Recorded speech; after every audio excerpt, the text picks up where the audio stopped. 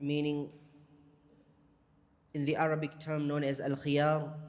Number 5 was advance payment, and this part or this specific topic under the book under the book of transactions I had mentioned, but I didn't clarify that much due to time. No. Yes. That's your side, not my side. Bringing the same issue. Come really when you put your face. So I restarted.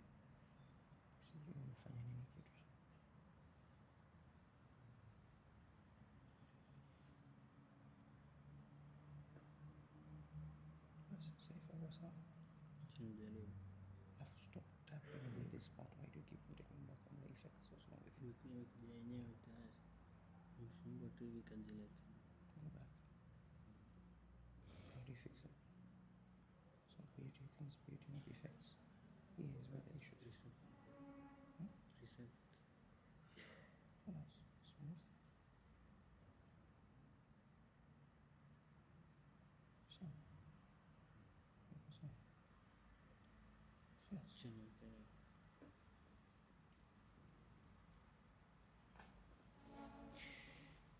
أعوذ بالله من الشيطان الرجيم. Back to where we were talking about. I was looking for Brother Faisal. He's hiding on this side. I was asking for you. Give him the book, please. Come this side. You continue with it because you did it last weekend. لا لا لا لا come. لا لا Faisal, تعال. I know why I want Faisal here. For today he's helping you, but next weekend you're back at it, inshallah.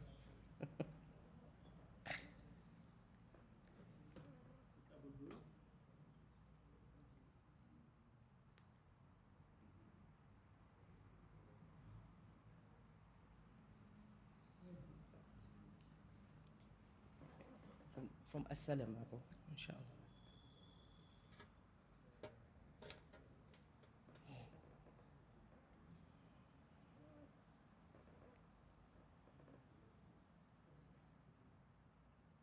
Bab As-Salam, it's inside that. It's almost the third or fourth one after that. The third or fourth page. Bring the book.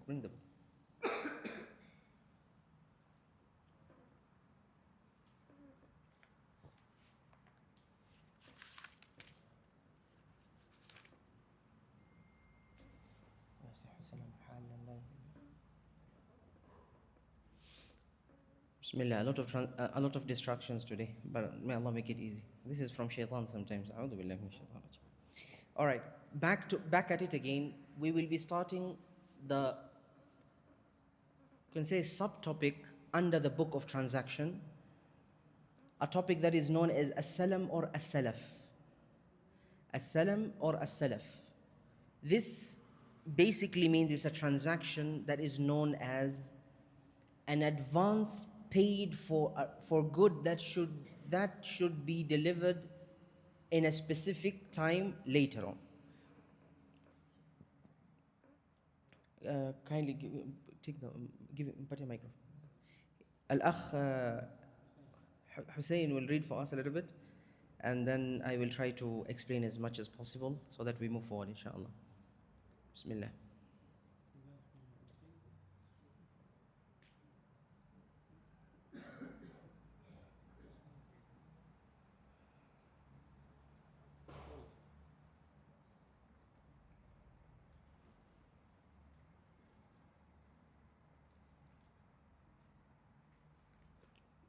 Faisal, this is your work. Yeah. You have to be on time. Next time you're taking it on time. Yeah, I want you to be having your book and having a mark on it so that we don't delay much.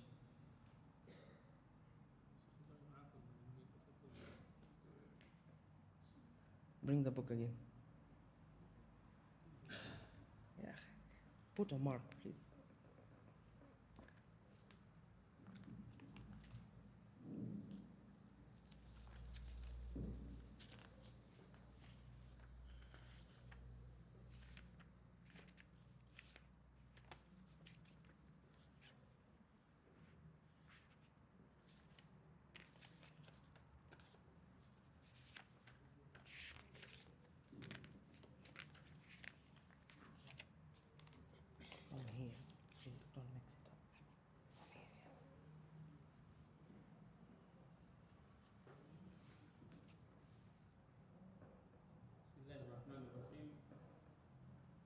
فصل ويصح السلم حالا ومؤجلا فيما تكمل فيه 5 شرائط: أن يكون مربوطا بالصفة، وأن يكون جنسا لم يختلط به غيره ولم تدخله نار إلا حالته، ولا يكون مغيبا ولا معين. استمر. ثم لصحة المسلم فيه 8 شرائط، وهي أن يصفه بعد ذكر جنسه ونوعه بالصفات التي يختلف بها الثمن، ويذكر قدره فيما ينفي الجهالة عنه، وأن يكون مؤجلا ذكر وقت محله، وأن يكون موجودا عند استحقاق في الغالب، وأن يذكر موضع قبضه، وأن يتقابض قبل التفرق، وأن يكون عقد السلم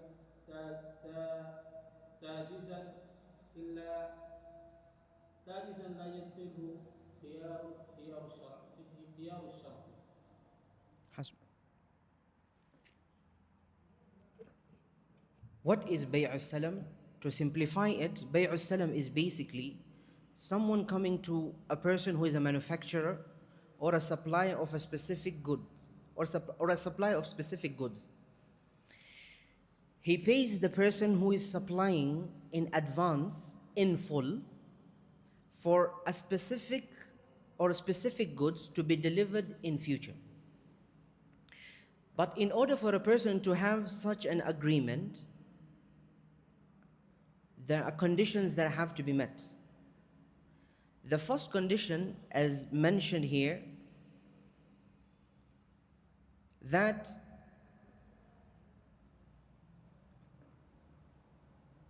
Salam is valid for anything described in liability with 7 conditions. Number 1, it has to be precisely described. So if I am going to supply you with cars, I have to tell you it's Toyota, maybe a certain brand, certain model, certain type of engine. It will be delivered, it will be a certain color with specific or with its specifics, the way it's mentioned. I have to describe it to you so clearly that even when I come and receive it, it has no difference in reality and your description that you gave me. That's number 1. Second condition that is there, he says, it should not be altered by fire. What does this mean? The specific items, if altered by fire, it reduces its capability or it reduces its form fully. For example, bread. You cannot specify exactly how much or the amount or the quantity of specific ingredients in each and every loaf. It goes through fire, right?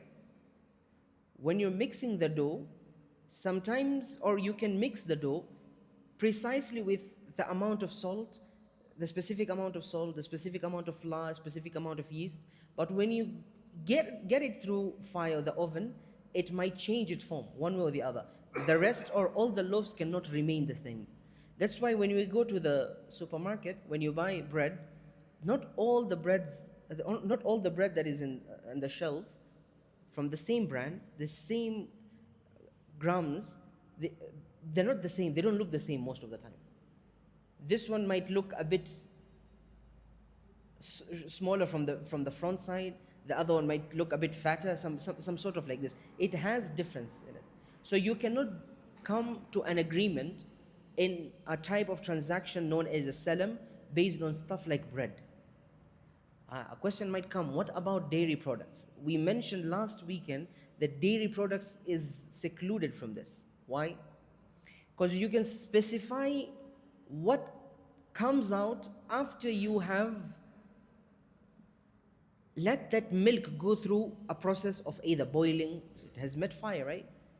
That process after it, you know, you might have cheese, You can specify what kind of cheese do you have, the quantity of cheese, the quality of the cheese, or if it's butter, how will the butter be, the quantity of its creaminess, etc., and so on and so forth.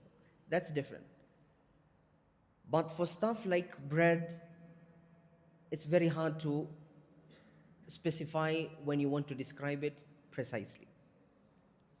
And then he mentions it should not be a specific unique item, meaning you cannot say, let's say if you're a farmer, you supply fruits, you have a big farm.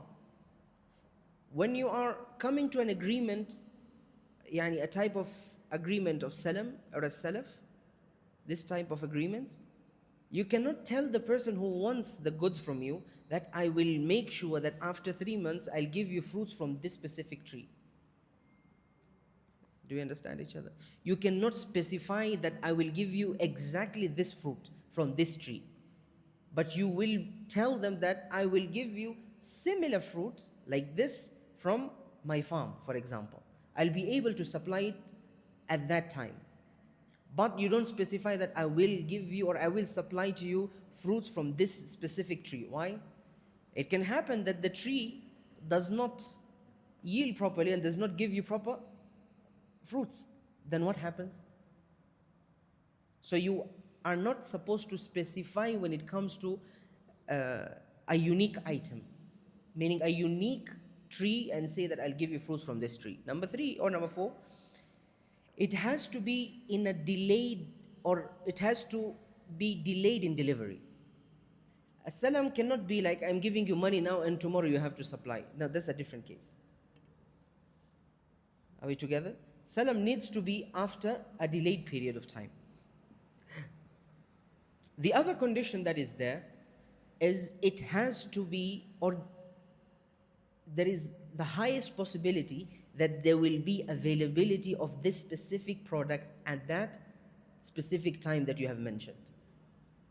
So let's say you know that you are a farmer, but a specific month or at a specific month, it's not the season of mangoes, for example.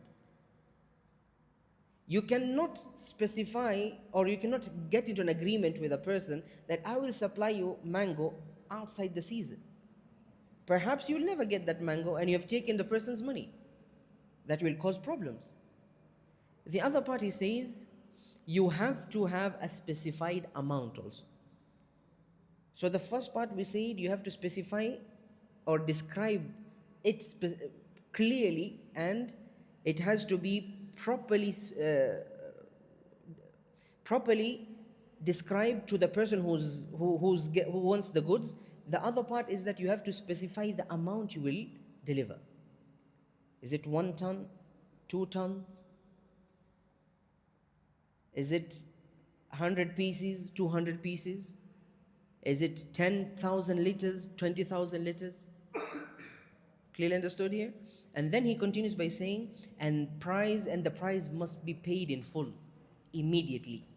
Meaning, if we are coming to an agreement, you as the person who is the buyer, you have to pay in full.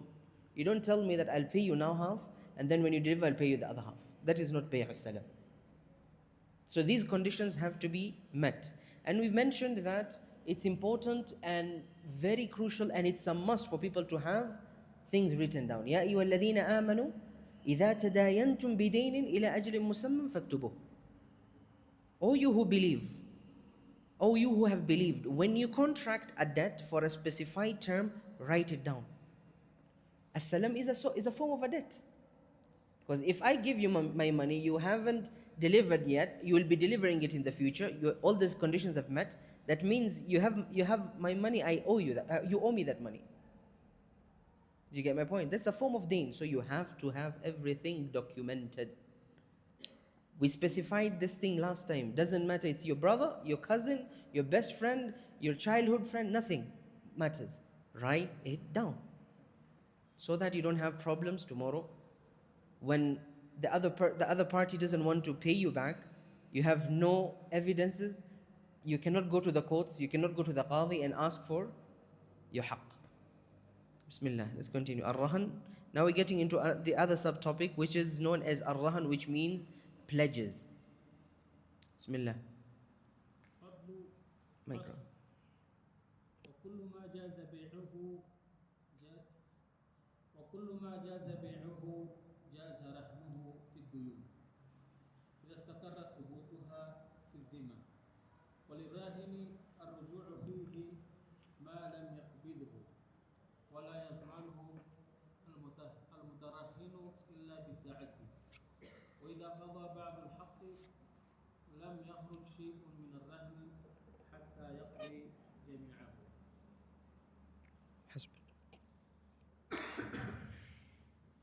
Allah subhanahu wa ta'ala mentions about pledges in the Quran. In an ayah, Allah subhanahu wa ta'ala, a part of it says, فَرِهَانٌ مَقْبُوضَةٌ فَإِنْ أَمِنَ بَعْضُكُمْ بَعْضٌ فَلْيُؤَدِّ الَّذِي اؤْتُمِنَ أَمَانَتُهُ until the end of the ayah. Allah subhanahu wa ta'ala says, then a pledge, collateral may be taken. What does this mean?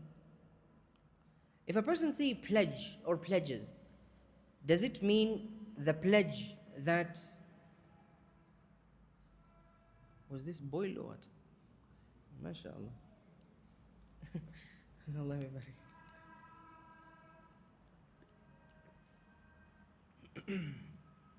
I hope it's not from the engine or something. I hope it's not from the engine or something. Allah understand, with the radiator. All right. When we say pledges, some people might think, are we talking about the pledges people keep when they go for events of fund appeals and trying to raise money and all that? When someone says, I'll give 50,000, I'll give, no, those are not the pledges that I mentioned here. The pledge here means collateral pledges. Meaning if you go and take something from someone as a debt. For example, I come to Al-Akh Isa, I tell him, I want to borrow 1,000,000 shillings from you. You have it here? After the salah. I want to take 1,000,000 shillings from you. So you tell me, Sawa Sheikh, no problem, I don't mind it, but I need a collateral from you. I look around my life, I have nothing so valuable, but the most valuable thing I have is my watch. Maybe perhaps my watch, may Allah bless us with halal wealth, my watch maybe is nearly that amount. He is allowed to ask for that pledge, for him to stay with the watch. For the time being, I'll be having his money until I return it back as a collateral. In Islam, is it allowed? Yes. But you have to understand how it works. When we talk about pledges, for example, now, معلش.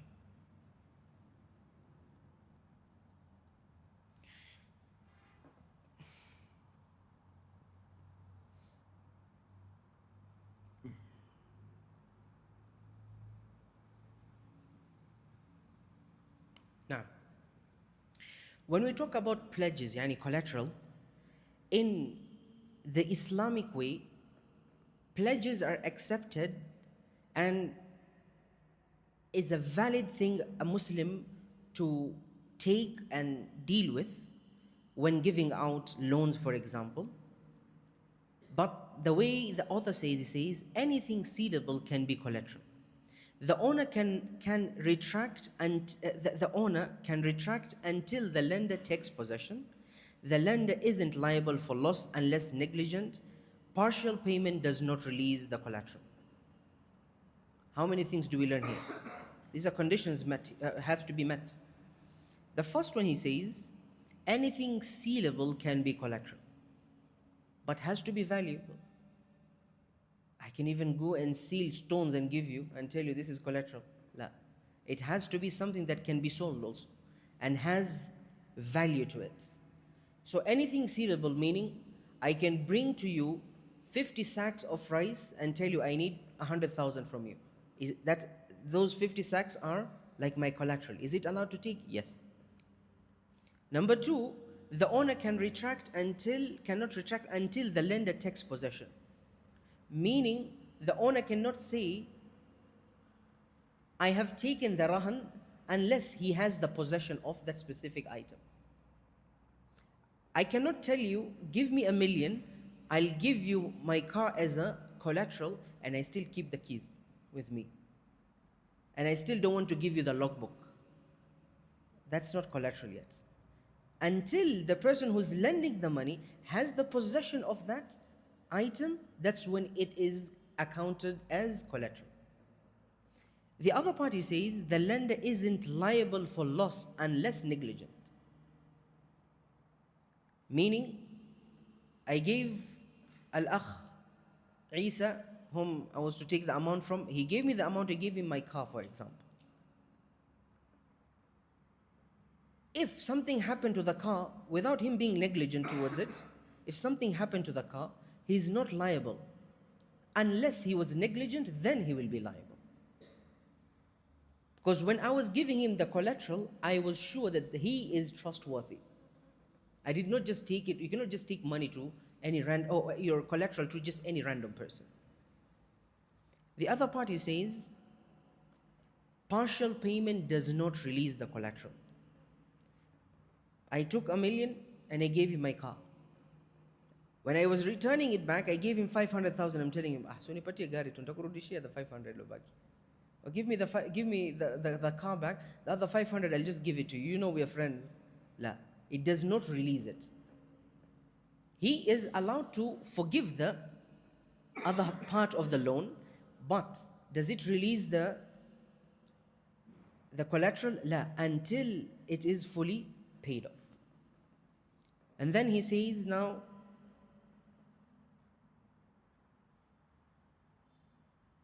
or let's go through a bit of partial or what you call practical examples. Things that are allowed to be given out as pledges.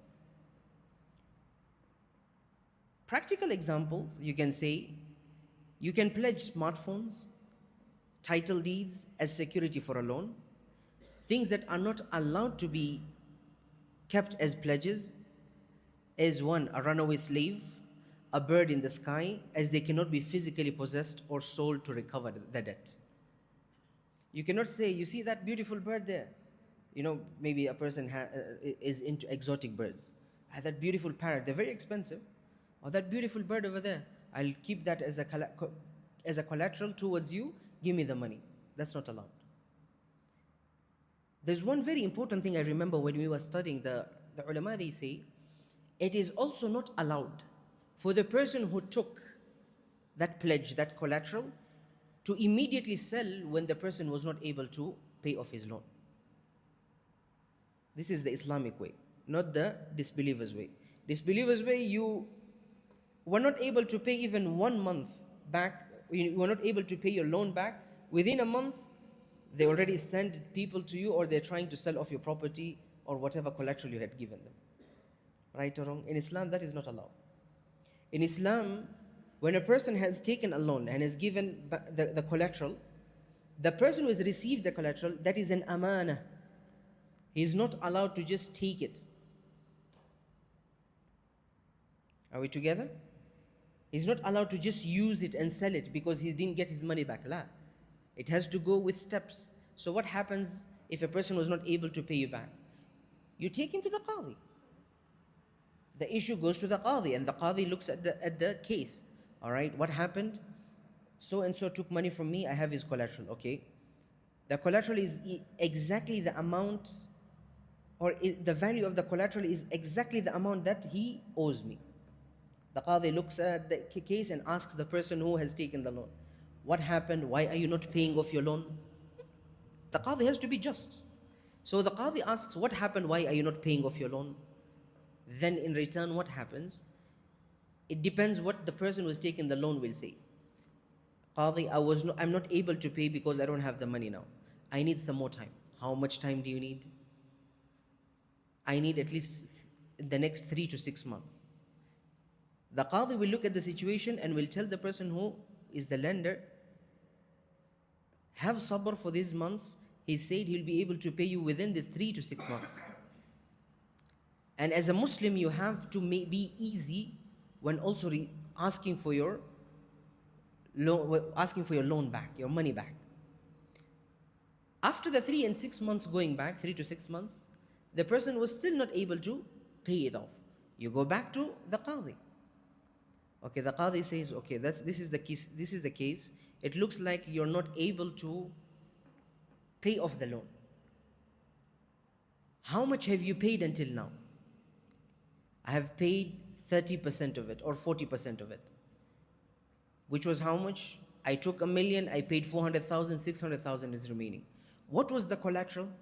The collateral was a car. How much or what is the worth of the car? The car is 1.3 million. So he says that we will sell the car to the highest bidder, meaning the highest value that we can get. Mind you on this. This is the Islamic way, not the disbelievers' way. The Qadi will say, we will sell the car, but we'll make sure we get the best price we can get. Meaning we will not devalue it just because we need to pay off the loan. La. So what happens? The Qadi will sell the car on the behalf of the lender in order for him to repay the money off. If he gets 1.3, 1.2 million, how much was the lender asking for or remaining for him to take? Was 600,000, right? So from 1.2 million, 600,000 will be taken, it will be given to the lender. What is remaining is returned to who? The owner of the car, which is the person who took the loan at the first place. That is how Islam is just. So when they go out and say, oh, democracy is very just and everyone's right has been taken care of, la. Islam took care of us before even them long ago. Are we together here? Jazakumullah khair. Let's continue. Bismillah. لا شيخ إبراهيم في نقطة هنا وإذا قضى بعد الحق لم يخرج شيئا من الرهن I explained it already. فصل والحجز على ستة. الحجز. إيه. الحجر على ستة. إيه.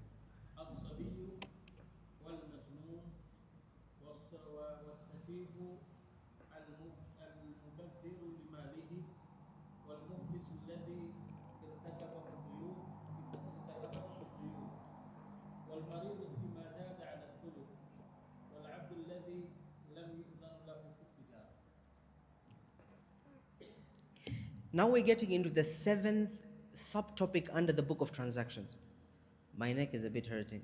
I've looked at this side and this side a lot. Can you guys come together, please? I want to see your faces.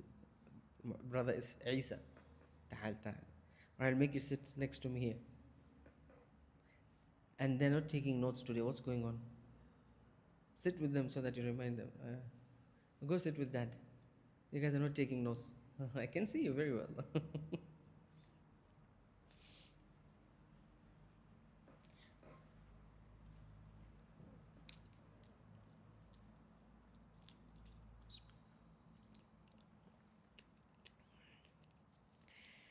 The 7th subtopic under the topic of under the book of the transactions is known as Al-Hajr or Al-Hijr. Hijr is basically interdiction, putting a stop to something for it to move forward. For example, or an easier definition for it, you can say this is a legal prevention of an individual from managing their own property. That is what Al-Hijr is. Al-Hijr is the legal prevention of an individual from managing their own property. A person might say, why would someone hold me from managing my own property? Sabr, we'll explain it. It's not for everyone. It's for specific people. He says restriction is on 6 type of people. Number 1, restriction are for 6 type of people. Number 1, a child. A child might inherit money from his parents if their parents died. Or he might be gifted by his parents while he is still a child. What is your name? Hmm? Imran. Imran, what is your age? Huh? What is your age? 8. Imran's father gives him or writes down his name being the sole owner or the main owner, or can say the sole owner of a property, for example. Let's just say something of that sort. He is not allowed, or we are not allowed to let him manage his own property because he doesn't know what is right, what is wrong, how people can steal from him. He doesn't know how to manage it. So in Islam, his guardian has to take the place to manage on his behalf. Are we together here? His guardian is obliged to manage his property because he's 8 years old, is still a young child. He doesn't know how to manage his own property. Be it a building, be it money in the bank, whatever it is. Number 2 is the insane person. The person who is mentally ill, does not know what is going on. He is mixed up. That person, if he is wealthy, his wealth is held back by the qadi, and it's not just let for him to manage, it is used to spend for him on his behalf. This doesn't mean that anyone can come and say, I will handle his money so I will use it as much as I can because he's insane. La, la, la, la, la. That is his haqq still. What Islam does is it protects his property. Are we together? The qadi shall say, so and so are in charge of the property of so and so who are under these 6 categories. The other one is the spendthrifts. This is a person who wastes money on things that bring no religious or worldly benefit. A person who just spends crazily, doesn't understand it doesn't bring any benefit to himself in this dunya or for his akhirah. For his religion, for this religion, or for his worldly affairs also. He's just spending crazily. The 4th one is, and this is very important, is the person who is bankrupt. A person who is bankrupt, whatever wealth is remaining for him, or of him, is not allowed for him to be able to use it just the way it is, because that doesn't belong to him. When we say bankrupt, meaning people are still seeking money from him and he doesn't have enough money to pay them back. So what happens? The courts or the qadi hold the wealth back for it to be divided amongst the people who owe him money, or whom he owes money. Then the other person is the terminally ill. This has a bit of explanation. He says over here, وَالْمَرِيضُ فِيمَا زَادَ عفوا الذي ضاقت ديونه عن ماله وَالْمَرِيضُ فِيمَا زَادَ عَلى الثُّلُثِ, meaning when a person is terminally ill, has a terminal disease. When we say terminal disease, these are types of diseases that don't have cure to it. And it has become so severe to him that he might be making decisions out of either emotions, out of not understanding what is going on due to the stress that he's going through. So the only amount he's allowed to give out is 1/3 of his wealth.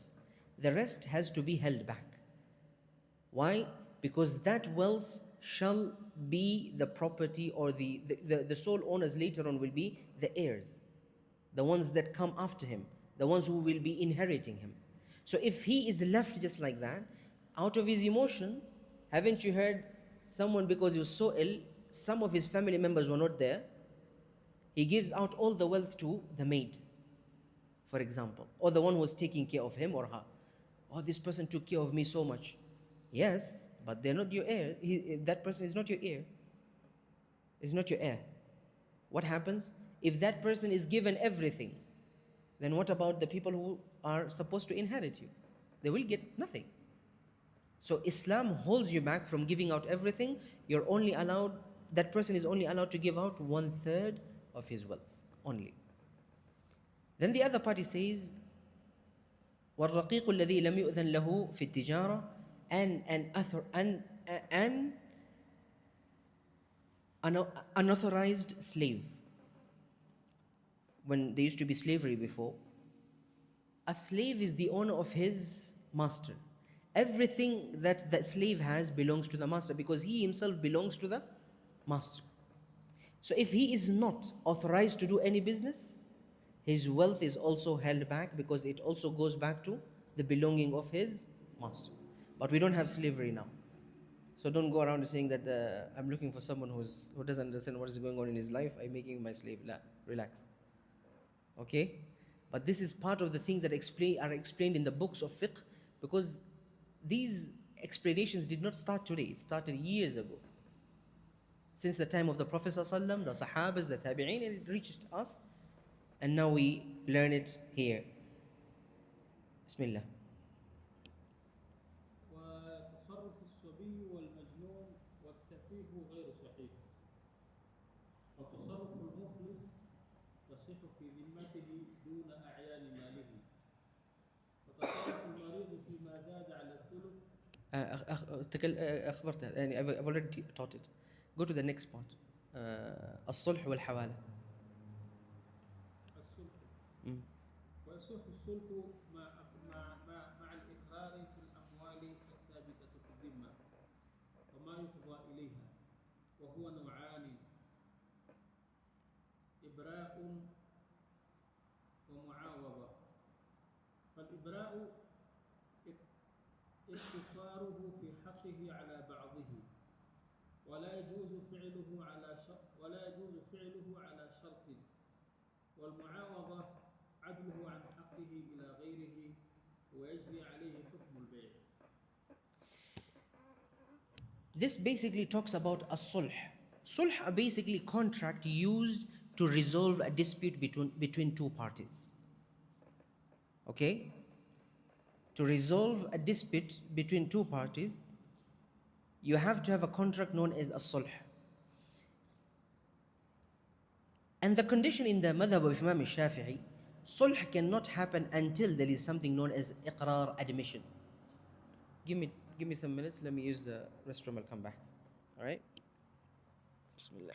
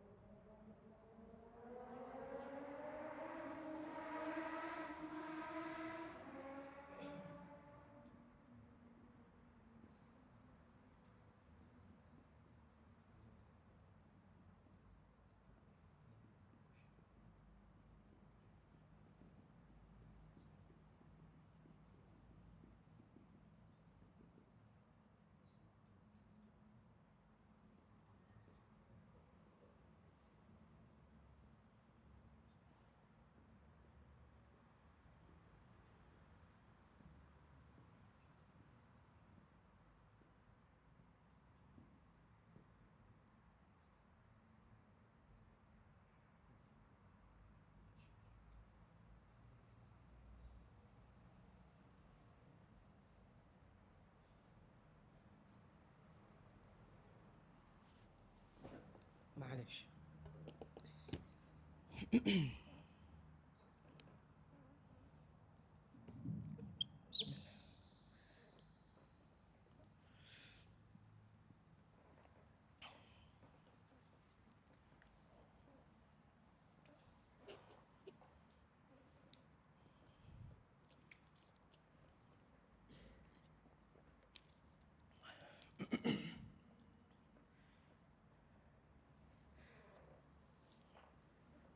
Let me simplify. Oh, Bismillah ar-Rahman ar-Rahim. Alhamdulillah Rabbil Alameen. Wa salatu wassalamu ala Rasulillahi sallallahu alayhi wa sallam. We're in the subtopic or the topic known as as-sulh. I've summarized this thing. We're moving very fast because there's a lot to cover up. Sulh is basically a contract used to resolve disputes between two parties. But how does this sulh actually work? In the madhab of Imam al-Shafi'i, sulh can only, or this process of sulh can only start if, they usually say, if, or the settlement to be valid, the defendant must first admit it, or admit the claim. It's known as iqrar. When you accept the claim, that's when the settlement can go through. The settlement upon denial, inkar, is generally not recognized. Are we together here? You have a dispute, Faisal, with Dawood. For example, I do sulh. I usually do counseling and sulh. Also, sometimes I get cases, we have to solve them, etc. here and there. Most of the times, the cases that come forward are marital issues. Or the wife comes, I have issues with my husband, he's not doing A, B, C, D, and I've reached my last stage. Those are the things that come forward. Then you start asking for, or you start inquiring what is the issue from the husband's side and what is the issue from the wife's side, and you try to solve it, etc. and so on and so forth. But let's say you have a dispute, a business dispute. A practical example, Dawood owes you $1,000. Or you owe $1,000, let's say one of you. You admit it, and I agree to settle for $600 cash today. Am I allowed to write that settlement and you accept it? If the person who is the lender accepts that, okay, I'll forgive the partial, or I'll forgive the loan partially and accept the $600 for there to be sulh, for there to be reconciliation between us, it's also allowed. But settling a dispute by saying, give me a random box from your warehouse and we're even, is not allowed. Meaning you have to specify either you will give me my money in full, or you'll give me in bits, we agree upon it, that is the settlement of sulh. Or you tell Dawood that if you give me $600, I'll forgive you the $400. That is also accepted. But Dawood, you're not allowed to tell Dawood if he has a warehouse, let's say he's a businessman, and tell him, you enter his warehouse and say, if you give me this full box, then our dispute is resolved. We have resolved our issue. We have resolved our dispute. That is not allowed, because you don't even know what is inside the box. Perhaps what is inside the box is more valuable than the amount you are seeking from him. Are we together? So sulh can be done partially, meaning you can say, I will take $600 and I'll forgive you the rest. Or you pay Brother Faisal in full, as mentioned, or you guys come to an agreement that you will be paying him monthly until you finish in the next 5 months, for example. You'll pay him $200, then we write down the settlement. It abides with you, yani you both have to abide by it. The person who agrees, let's say you have to take the money from Dawood. You agree that he will give you $200 every month until he finishes it. The second or third month, you're not allowed to come and disturb him and say, I want $400 today. That was not part of the agreement in the sulh. So usually sulh is the first step towards finding a solution before going to the courts, before going to the judge and the qadi. Are we together? Sulh can also be, and this is just a by the way thing, sulh can also apply when sometimes a case has gone to the courts and the courts think that this case has not met the threshold of it being a serious case, it can be solved outside courts. So they are sulh organization, they're registered under the court of annex. Usually they will be sent the case and told to resolve it. So the sulh organizations that are there will say, we will charge a certain amount in order to be the mediator between these people. Is it clearly understood here? And that is very normal. The most famous case that I heard of sulh, I remember one of my close friends, who was my lecturer, became my close friend, and then at the end, he taught me for one semester, then after that we became best of friends. He mentioned that there was a case, I remember in Saudi, was worth billions. So between two companies, they did not want to waste their time going to the courts back and forth, back and forth. What did they do? They decided, we want to resolve this matter outside the courts, but they used the official channels, the people who are certified in resolving these matters by the courts.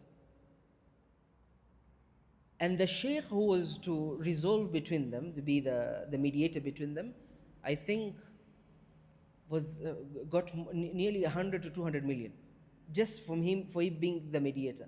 For those two companies, the dispute was about billions. So for them was like, this is fine.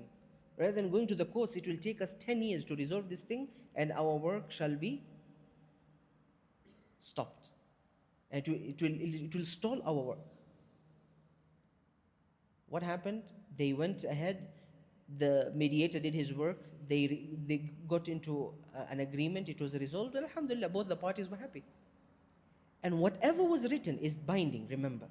Because he will sign and stamp. And his stamp, when it is taken to the courts, it's also recognized.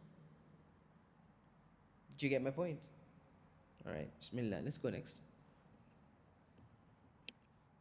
ويجوز للإنسان أن يشرع روشنا في طريق حسبك دقيقة بس. خلصنا بالحجر، دخلنا الصلح.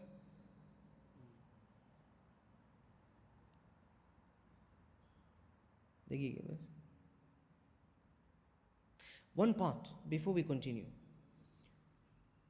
There's a part of the text where the Musannif here explains.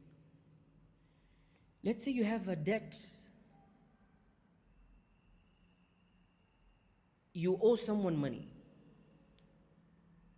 All right?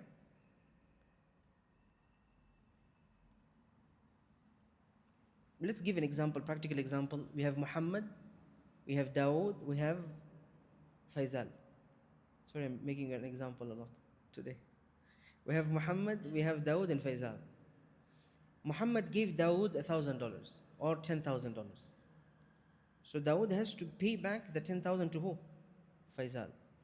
But Dawood also is expecting or needs to get his money back from Muhammad. Three people. Faisal, Dawood, let's say him, the microphone is Muhammad. Faisal, Dawood, Muhammad. Faisal gave money to Dawood, $10,000 as a loan. He has to repay it back, right? But before this, Dawood had given Muhammad also money, like a loan. He has not returned it back, but he's able to pay it. Faisal came back to Dawood asking for his 10,000. Dawood told Faisal, I don't have the money, but there is someone who owes me money. Go to him and take your money back from him. And take your money back from him. Is it allowed to do such a dealing? Yes, it is allowed. In the Sharia, it is allowed. If you are told to go and this person accepts it, by the way, that is the condition. If this person accepts, yes, I have his money, I will pay it, he has to follow him and not disturb Dawood anymore. Do you get my point here? Isa, tuko pamoja? Or should I say it in Swahili now? Everyone understood it? Faisal needs his $10,000, But Dawood doesn't have money, but his money is with Muhammad also. So he tells Faisal, your money, you can get it from Muhammad. Muhammad is like, okay, yes, I have Dawood's money. Okay, you can take it from me. You have to follow the person whom you have been sent to and stop disturbing him anymore, because you have agreed to take the money back from someone else. Are we together here? And the last part before we go for adhan, remember this. If you owe someone money and you can pay it off, please pay it off. The Prophet ﷺ in a hadith says, and this hadith is authentic, the hadith is narrated in Sahih Bukhari, مطل الغني ظلم فإذا أتبع أحدكم على مليء أو على ملي عفوا فليتبع. The Prophet ﷺ says, delay in payment by a rich man is injustice, is dhulm. Meaning you know you can pay it, but you're still not paying it, delaying it for no reason. I'll pay him tomorrow, I'll pay him next month, You keep on delaying it for no reason, but you are able to pay it. So the Prophet ﷺ says, delaying of a payment from a rich man is what? Injustice. The second part of this hadith, the Prophet ﷺ says, but when one is referred to a wealthy person, let him follow. The example, the practical example I gave here. If you're told follow this person and he accepts to pay it, he has the money for this person or he accepts to pay it. Let's just say Dawood told you to come to Muhammad. Faisal, you gave 10,000 to Dawood, you want to take your money back, but Dawood tells you go to Muhammad, he will give you your money back. Muhammad does not owe him anything, but he is a rich person, he is able to pay. He accepts it, okay, I will pay you off your debt on behalf of Dawood. You have to follow him and don't be stagnant and say, no, I don't want, I gave it to Dawood, I will only take from Dawood. La. Bismillah. الله أكبر الله أكبر الله أكبر الله أكبر أشهد أن لا إله إلا الله أشهد أن لا إله إلا الله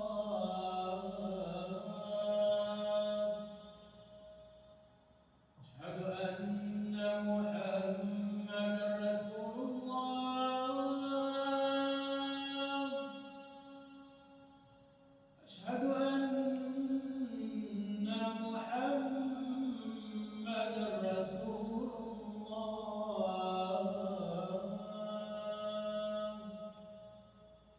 حي على الصلاة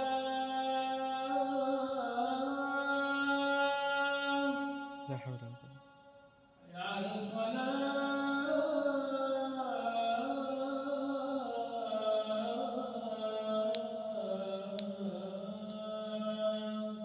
لا حول ولا قوة.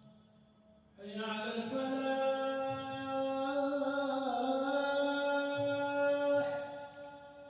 لا حول. حي على الفلاح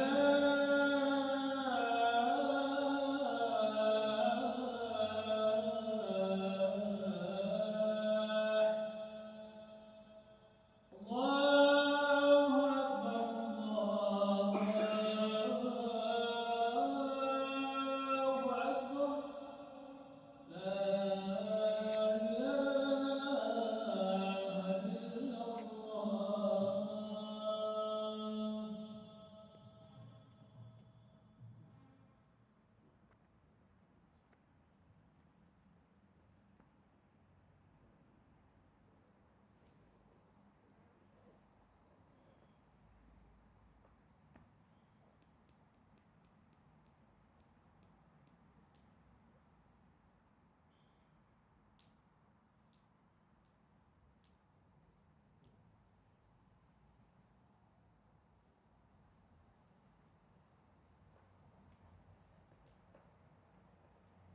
بسم الله.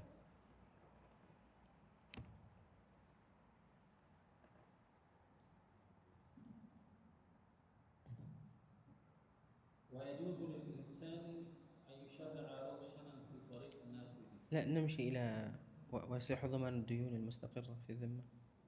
الصلح خلصنا بصلح، نمشي ويصح ضمان الديون المستقرة في الذمة إذا علم قدرها. ويصح الصلح لا بعد هذا بعد هذا بعد أن ويجوز للإنسان لا ما عندي هذا. ويجوز الإنسان إيش؟ ويجوز للإنسان أن يشرع روشا في طريق نحوه. We don't have this part. أظن الكتب في اختلاف، في فرق. في فرق شوية. أيوه. ويصح الصلح. بعد ذلك ويصح الضمان الديون. ويصح ضمان الدين. أيوه. ويصح ضمان الديون المستقرة في الذمة إذا علم قدرها، ولصاحب الحق مطالبة من شاء من الضامن، والمظلوم عنه إذا كان الضامن على ما بيناه، وإذا علم الضامن رجع على المظلوم عنه إذا كان الضامن، والقضاء بإذنه. ولا يصح ضمان المجهول ولا ما لا يجب إلا درء المبيع.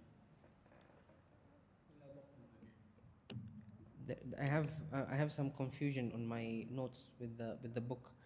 Allah understand the different copies.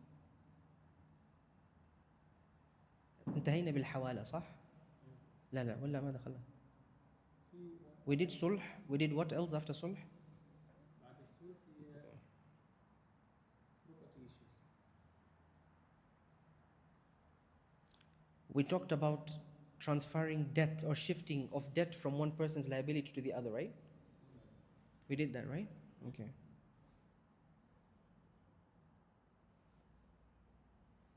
All right. And then after that, it was al-dhaman al-wakala, صح? Okay. ويصح الضمان سيد. أيوة. ويصح الضمان الديون المستقرة في الذمة. Okay. What is dhaman? Dhaman is a guarantee for property stroke debt. Kafala is a guarantee for a person's physical presence. This happens usually in the courts. A person has been released on a certain amount of what? Cash bail with the similarity, I don't know, they say, there's this word they say, with the similar amount in, I think you guys understand what I mean. Like when a person is being given a bond or a cash bail and stuff like that. We have the physical amount that a person can put down. Let's say your cash bail or your bond, whatever it is, it's 2 million. With similar assurity from a person, for example. That person becomes kafil. He has to produce you when it's your time for courts. Let's say it's your time to come back for your case and you don't arrive, he will be held accountable also. Do you understand here? So he says, the conditions for the validity is certainty. The debt being guaranteed must be fixed, known amount. Liability, once guaranteed, the creditor can demand payment from the original debtor or the guarantor. So, leave out the quotes, let's talk, because we are talking about debts and all that. We go back to Faisal, Muhammad and Dawood. Dawood came with his friend Muhammad to Faisal. I want a certain amount of loan. How much? I want $1,000. Fine. Who is your guarantor? Muhammad says, I will guarantee that he will pay you back. You're sure? Okay, you agree, you sign, you write down the information. Khalas, he takes the amount. Time goes by, he doesn't pay off.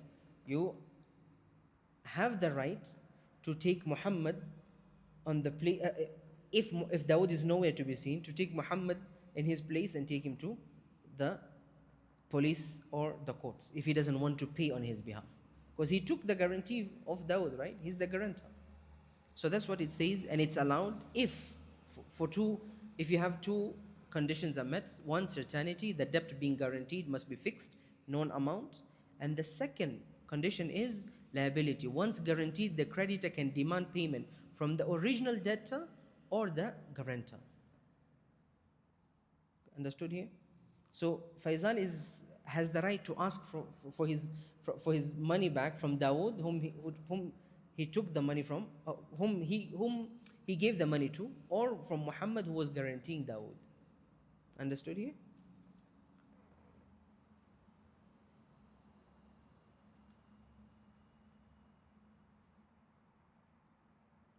After this, I think we'll get into this very, yes, kafala. So we have kafala, we have, and then we have sharika after that. Then we have wakala, agencies and acknowledgement. I think this will cover up inshallah in the next lectures. Be next Sunday bi'idhnillah. I ask Allah subhanahu wa ta'ala to put barakah in our time for us to be able to benefit from these durus. If you pay attention and you're doing business and you follow these conditions that are met here, in being able to have these types of contracts, Allah subhanahu wa ta'ala will put barakah in your business. But if you follow the other types of conditions kept by the disbelievers, usually your ending is very bad. Because you'll fall into riba, you'll fall into gharar, you'll fall into dhulm, injustice. You understand? So for example, you'll see a bank giving you a loan and telling you what? You have to give us a surety, rahan, the one we talked about. What is your surety or the pledge, the collateral, is your title deed of your land or house, whatever it is. You're not able to pay your debt just for 1 or 2 months. They've taken away your house. They've taken over your land. You go to the courts. They bribe the judges or what. They get their way through. They sell your land within a very short period of time, which later on you were able to pay off the debt, but your land is gone. There's a lot of injustice going on. So be careful. Don't come to an agreement with banks just like that. If there is no need, the ulama actually they say, it's disliked, highly disliked to take loans, unless very necessary. If you cannot, or if you can avoid loans, avoid it for your own benefit. If you can avoid loans, avoid it. Don't just take loans here and there. Oh, you went to the shop, I shop, my friend's shop. Let me take a whole wardrobe, let me take clothes for my kids and I'll pay you later on. No, that's not advisable.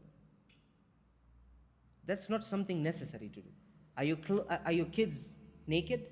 They don't have any clothes to wear? No, they have clothes to wear, but these are extras. That means that is not as such a necessary thing that you have to take a loan for.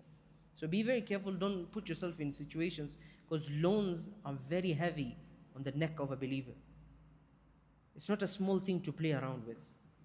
People take money, some people, and this is something in our society, Muslims, they have this habit, taking money with no intentions of paying back. And the Prophet ﷺ said, whoever takes loan and has no intentions to pay back, Allah subhanahu wa ta'ala will make it hard for him. And whoever takes loan and has the intentions of paying back, Allah subhanahu wa ta'ala makes it easy for him to pay his loan back. So be very careful. I ask Allah subhanahu wa ta'ala to grant us the best in this dunya and akhirah.